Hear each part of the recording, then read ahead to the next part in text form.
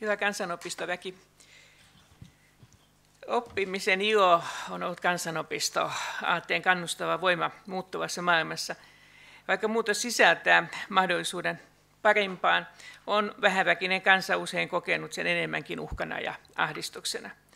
Globalisaation ja digivallankumouksen myötä muutosvauhti on kasvanut entisestään ja samalla on monen epäluulo muutoksia kohtaan vahvistunut. Mutta olkaamme myönteisiä. Oppia ikä kaikki, sanoi jo vanha kansanviisaus.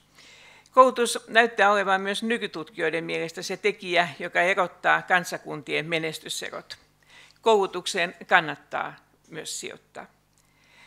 Toimin vuosikymmenen ajan muiden tehtävieni ohella myös työlainsäädännön opettajana täällä Kiljavan opistolla, jossain määrin myöskin silloisessa Työväen Akatemiassa Kauniaisissa. Jos minun pitäisi kiteyttää yhteen muistikuvaan tämä aika, tämä vuosikymmen, niin sanoisin, että muistaisin sen innostuksen, joka vallitsi SAK-laisen ammattiyhdistysliikkeen eheytymisen ja siltä pohjalta ponnistaneen jäsenistön kasvun voimaantumisen antaman niin kuin vahvan tahdon myötä. Se naisti yhtä lailla luokkahuoneessa, kuin se varmaan naisti kaikkialla muuallakin. Kansanopistot, te juuri kaikki yhdessä. Te olette tehneet suuremmoisen työn.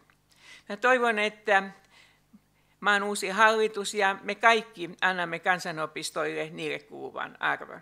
Suomalainen opetusjärjestelmä on saavuttanut kansainvälisesti verrattuna erinomaisen maineen, mutta kerran saavutettu ei säily huoltamatta.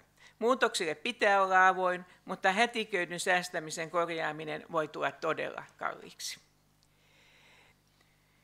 Minä kannustan asettamaan tavoitteeksi nykyistä monipuolisemman ihmisen. Voitte sitten kutsua sitä marksilaiseksi tai alkiolaiseksi tai renessanssityyppiseksi ihmiseksi. Uusia sanontoja otetaan mielihyvin vastaan. Omiin riemastuttaviin kokemuksiini sekä täällä Kiljavan opistolla että monella muullakin opistolla ovat kuuluneet kesäiset taidekurssit. No ei minusta ole Rembrandtia tullut eikä kai tule, mutta tältä osin varsin onnellinen ihminen. Kulttuuri on osa kestävää kehitystä ja se antaa meille eikä se kuluta. Ja sen vuoksi toivon, että vaikka te kaikki opistot joudutte miettimään myöskin opetuksen tehostamista ja lyhyen ja pitkän tähtäimen taloudellista palautetta ja muuta, niin muistakaa se, että mielenterveyden kannalta, kokonaisuuden kannalta on loistava asia, jos pidätte myöskin erilaiset taideaineet mukana opetuksessa. Kiitos teille, te uuden maailman rakentajat. Olen iloinen siitä, että voin olla täällä ja tunnen suurta kunnioitusta työtänne kohtaan, sillä edessä olevat haasteet ovat melkoiset. Mutta se kannattaa, sanon sen vielä kerran. Kiitos.